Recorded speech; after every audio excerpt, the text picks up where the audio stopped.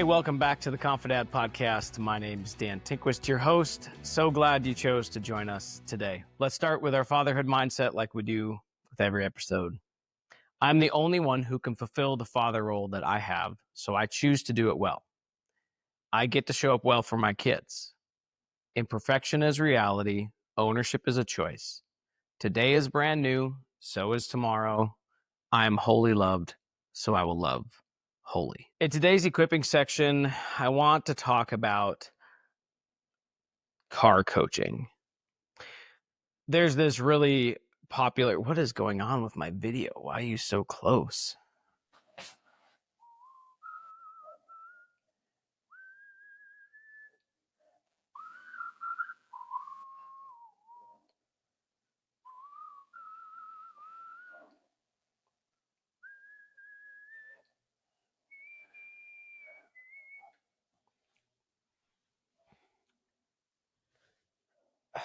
I don't like that.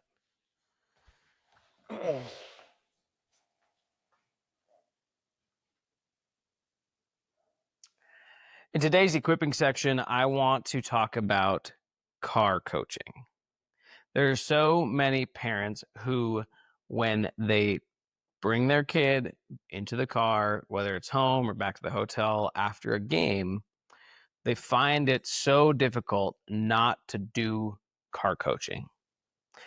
Now, most of it is coming from a place of care. Actually, I want to give the benefit of the doubt to every dad out there that is doing car coaching, because you care about the performance and you care about their growth. And so you're trying to help them. Okay. I've said this before and I'll say it again. Our kids, though, are not a problem to solve or a project to finish. They are people to be known. And their athletic performance or lack of performance, depending on your view of it, is not a reflection on you as a parent. And if it is, you're using it for the wrong reason. Their athletic performance should have nothing to do with your identity. And if it does, we should talk.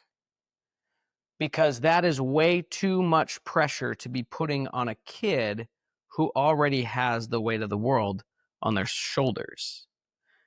Anxiety and depression rates among kids aged 8 to 14, all-time high. And what is anxiety? Anxiety is essentially worrying about tomorrow, worrying about what could happen. Now, think about a kid who's worried about what they say, what they're dressed like, what people think of them all the time at school. And then, so they're already worried about that. And then you throw on top of that the pressure to perform so you can feel like a good dad or a successful dad or whatever it is. We might all agree that car coaching is not a great thing to be doing. Not only is it making the kid feel more pressure, but does it actually produce the results that you want? Like, when's the last time you did car coaching and the kid actually responded? Maybe some kids do. I haven't met a lot that can. I know one family that car coaching is a thing that happens consistently. And from a distance, as I watch, the bond between father and son is slowly dissolving. Because as the kid gets older, they realize they can't do enough to satisfy the father's demands. And therefore, they just kind of quit trying or shut down because they don't feel safe. They don't feel like I can do anything to keep dad happy. Now, say you're already in agreement with me. You already don't want to do car coaching. You don't have any desire to be in that place. And yet you still struggle with being present no matter the performance. Is that you? When your kid has a really tough game, do you have a hard time being in that sadness with them, in the struggle with them? When your kid has a great game, do you have a easier time being present with them? Because that's performance-based presence. When they meet their goals, when they play a great game, when they don't have a lot of gaps, it's easy to be present then. But what about when they're struggling? What about when they had a bad game?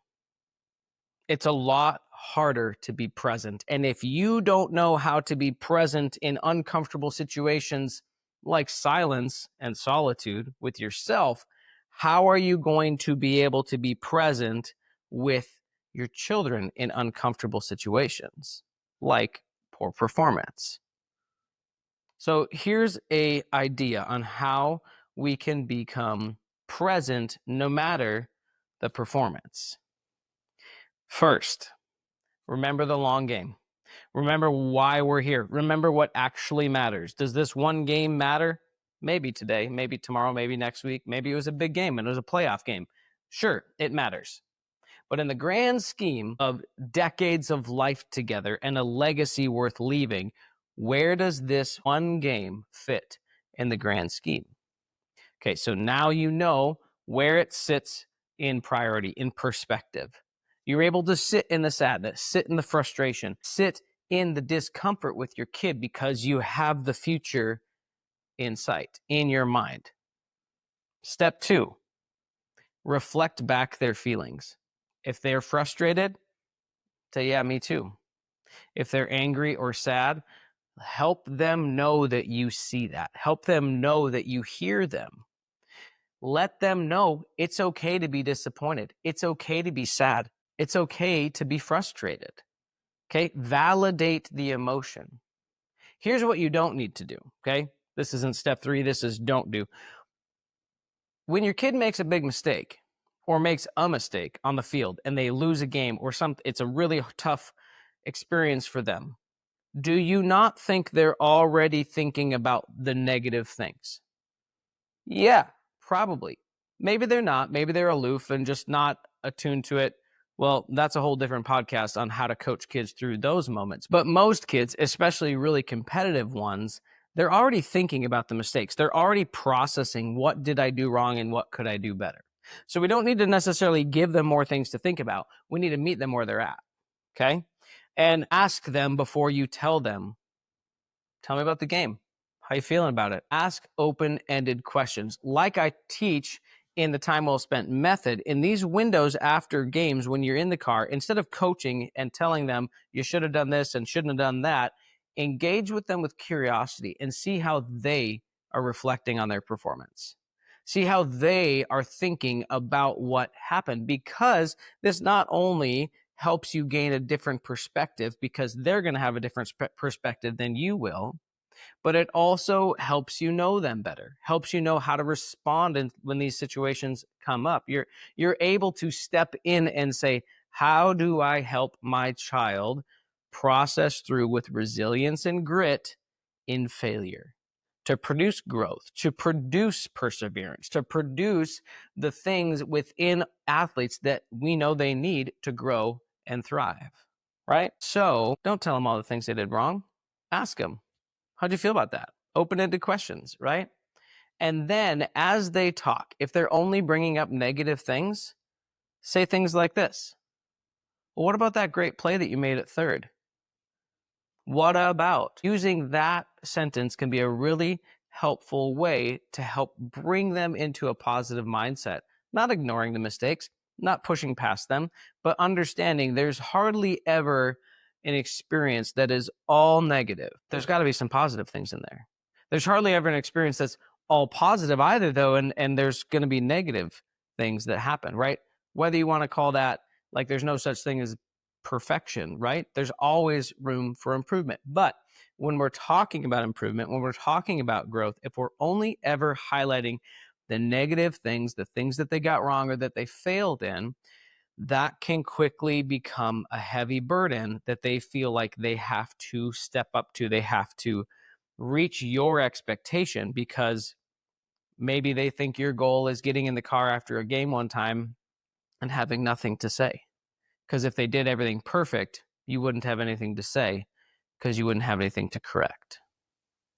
It's a big burden. What do you think would happen if your wife asked you to be perfect and it was like waiting for that time, that weekend where you did everything right and she has nothing to say at the end of it because she has nothing to correct you on? You see how it's changed? Like when you're in that seat, how it's different? Maybe your boss is waiting for you to not make any mistakes. They got nothing to say. Does that make you want to rise up and be perfect, or does it feel like a burden? Now, maybe some kids are going to respond to this, like I said, in a way that is positive and does push them.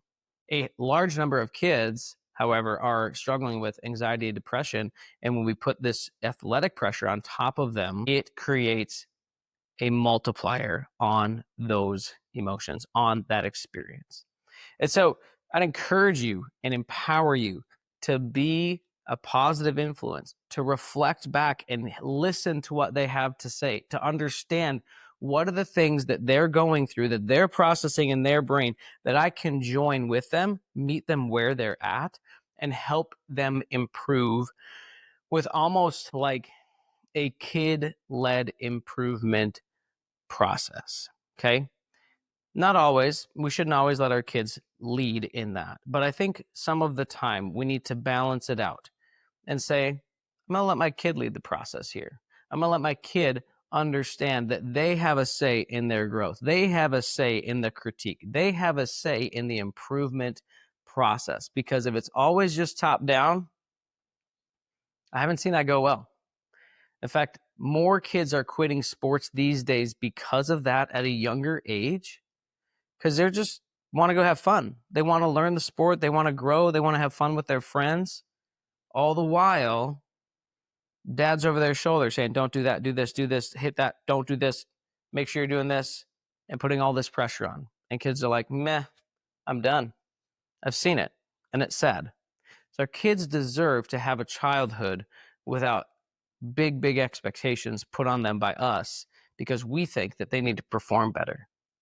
So are you able to be present no matter their performance? Are you able to show up as the dad that your kid needs after a game instead of critiquing every little mistake that they made? So I guarantee when you're critiquing and you're car coaching and you're bringing up all the things they did wrong, you're not being present with them and you're not feeling like a safe place for them. Choose your own adventure, right? Like you're their dad. I'm not telling you how to parent, but I am asking you the question, is your presence dictated by their performance? And if it is, change it.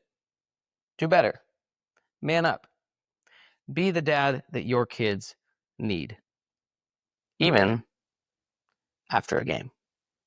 Thanks for tuning in. We'll see you in the next episode.